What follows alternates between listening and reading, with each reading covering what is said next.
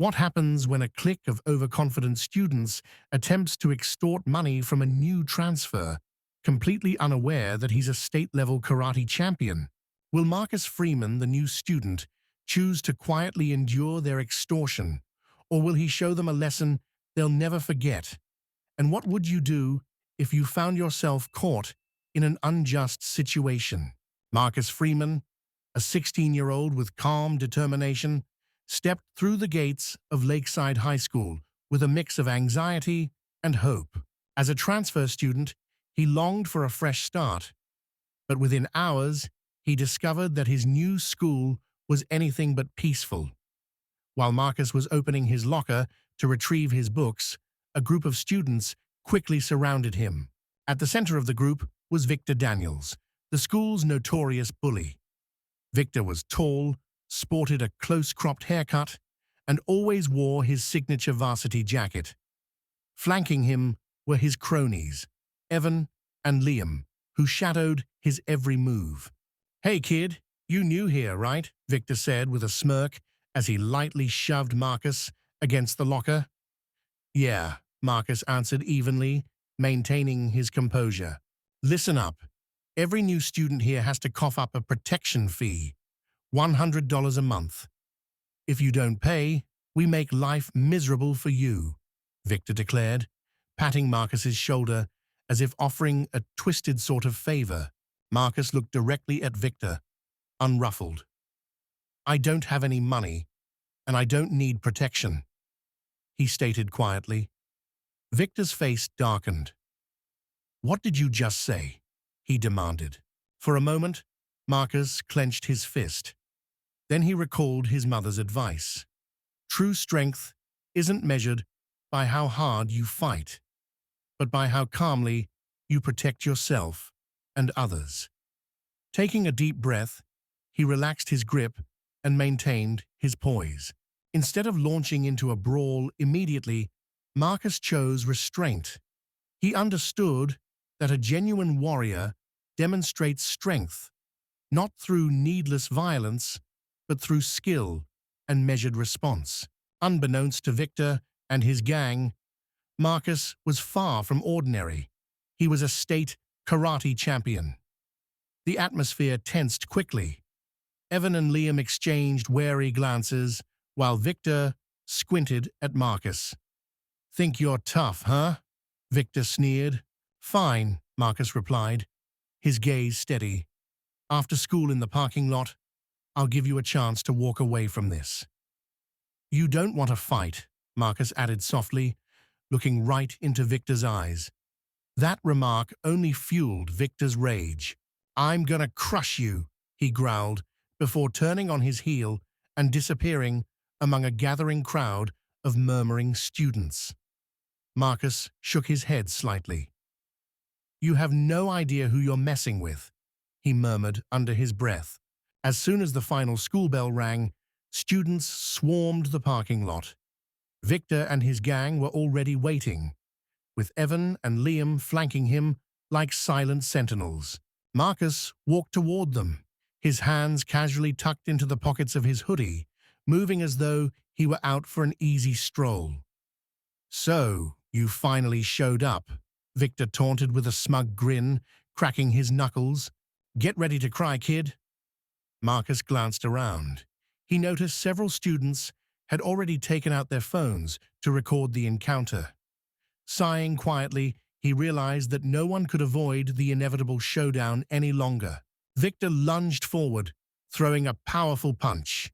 Just as his fist swung toward Marcus, Marcus effortlessly sidestepped, leaving Victor swinging at empty air. Undeterred, Victor struck harder, but Marcus once again moved swiftly, causing the bully to lose his balance.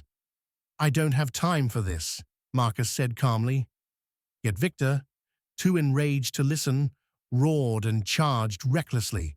In a flash, Marcus spun and delivered a precise roundhouse kick straight to Victor's face. The motion was so quick that the onlookers barely had time to react before Victor crumpled onto the pavement. A heavy silence fell. Evan and Liam froze, while students gaped in disbelief. Unfazed by the chaos, Marcus crouched by the dazed Victor. "Next time, don't mess with anyone," Marcus warned in a low, deliberate tone before turning and walking away, leaving the stunned crowd behind.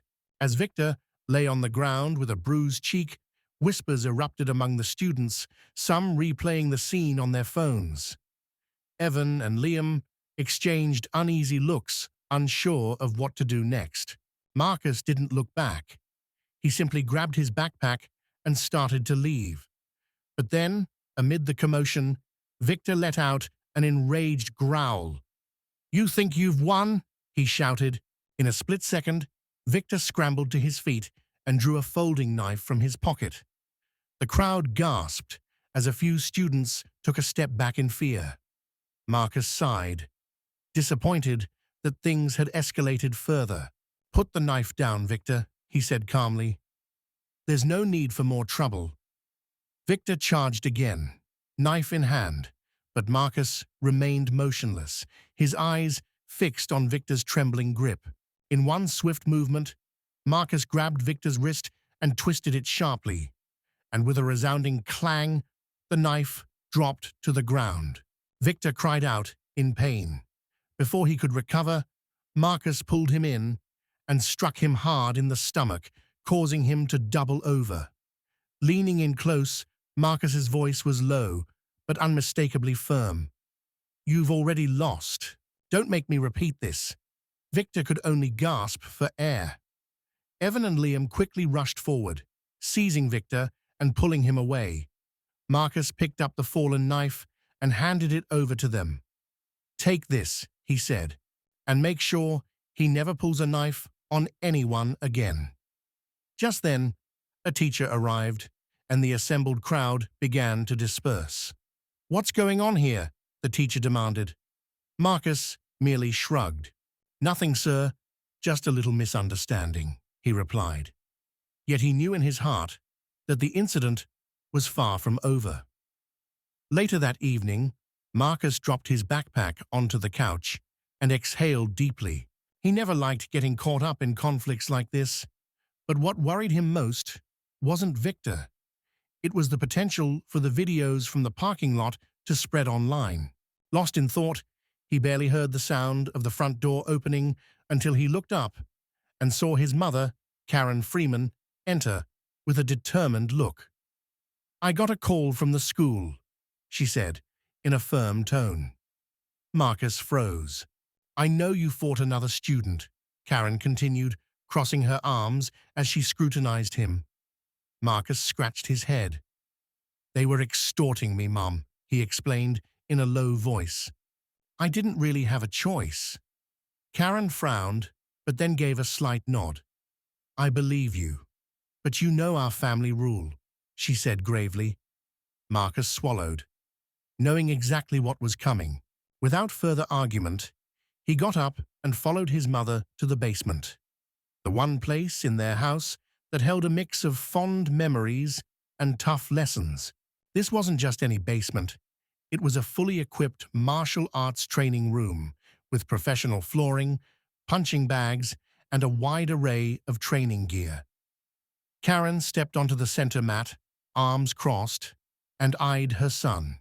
"Get into stance," she instructed. Marcus sighed but obeyed, planting his feet firmly and clenching his fists. Karen's stern smile broke through as she said, "Good, let's see how much you've improved." The next day, Marcus entered class, hoping the incident would have settled. But as he walked through the hallway, he noticed something was different. Students whispered among themselves. Their glances were a mixture of admiration and underlying hostility. Sensing the tension, Marcus realized that trouble might not be far behind. Then the door of the boys' restroom swung open.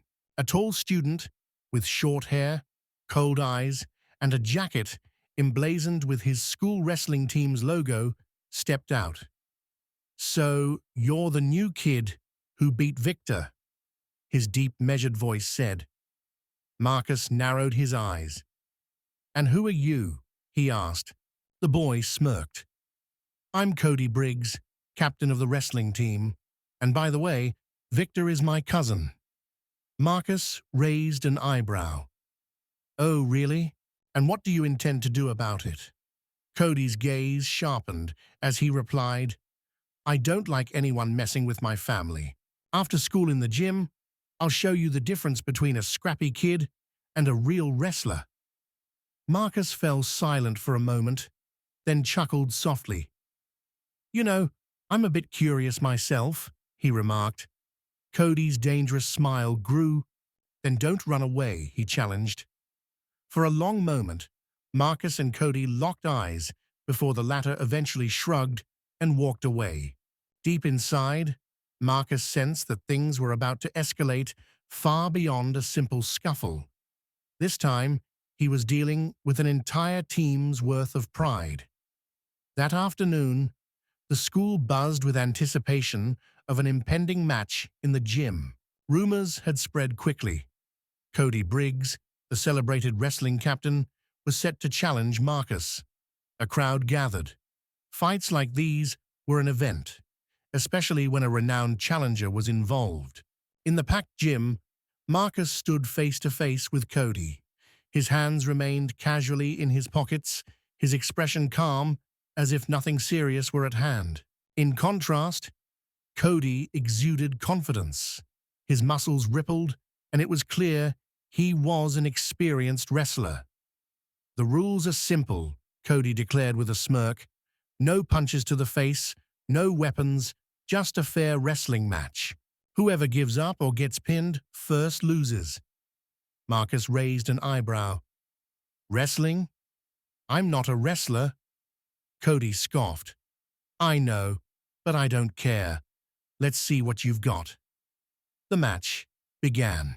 Cody lunged forward with arms like iron clamps, trying to grab Marcus. But every time he attacked, Marcus sidestepped with remarkable speed. The audience let out a collective "ooh" as Cody's efforts fell short. Frustrated, Cody charged again. But Marcus used his momentum to flip him over his shoulder with a flawless judo maneuver. A heavy thud resounded as Cody hit the floor, and the crowd gasped. Not willing to let the contest end there, Cody struggled to rise, his eyes now dark with rage. You think I'll lose that easily? He growled, lunging again.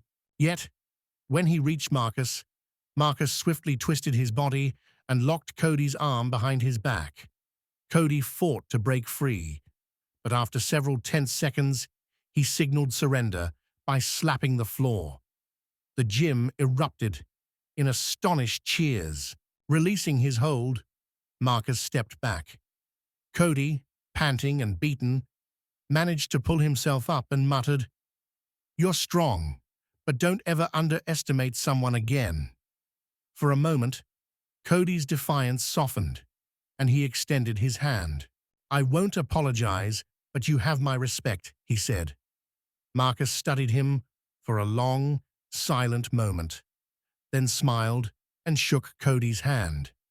At that moment, Victor, still nursing his bruises, approached, his face a mix of shock and anger. What the hell is this? He demanded.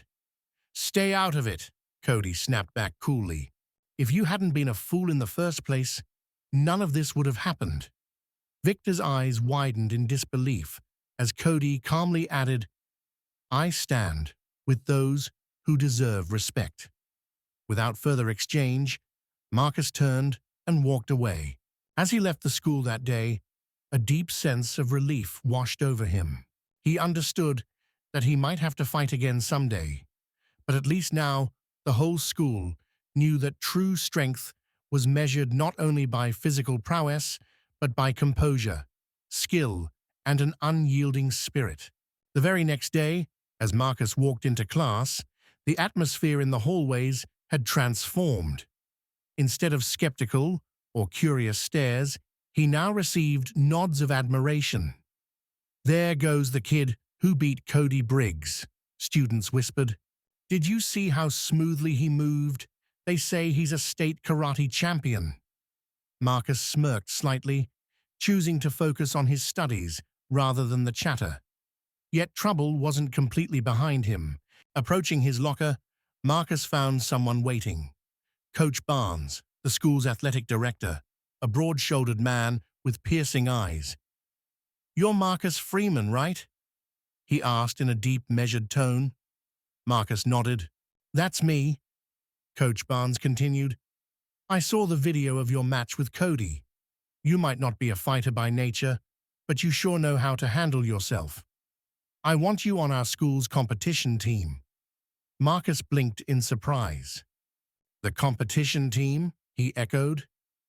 "Yeah," Coach Barnes replied, a hint of a smile tugging at his lips. "We have wrestling, boxing, and MMA teams, and what we really need is someone who can strategize, move quickly, and exploit weaknesses. You beat Cody and even shut down Victor's gang. You've got something special, Marcus." Marcus hesitated for a moment.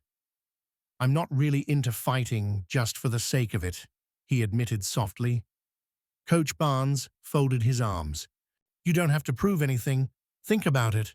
If you join the team, you could help other kids learn to stand up for themselves instead of being bullied." After a moment's thought, Marcus finally said, "All right, I'll give it a try."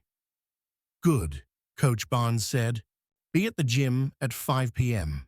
I want to see if you're as good as the rumors say." From that day on, Marcus Freeman was no longer just the new kid. He earned a new title around school, a high school hero whose journey was about more than just fights. His story wasn't simply about physical combat.